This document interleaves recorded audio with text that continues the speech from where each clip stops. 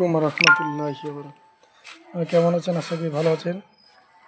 এখানে একটা মোটর লাগানো হয়েছে জায়গা শর্টের জন্য। এখানে দেখুন,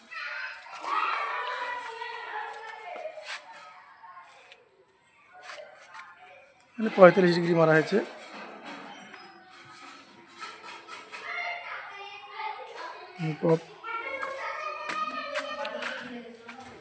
এখানে একটা বিক্ষোভ হবে।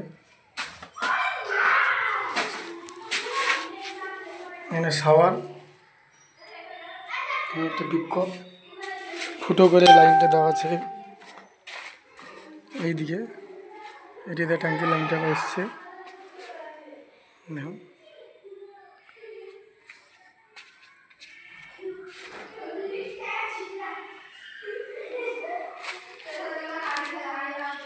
চার ইঞ্চি কাজটা করা হয়েছে এভাবে। চোবাচ্ছে একটা। এখানে সিঙ্কের পানিটা ফুটো করবে, এটা আসবে। ভিডিওটি ভালো হয়ে থাকলে লাইক, শেয়ার, কমেন্ট করে দেবেন। এখানে একটা চেম্বার, এইখানে একটা চেম্বার।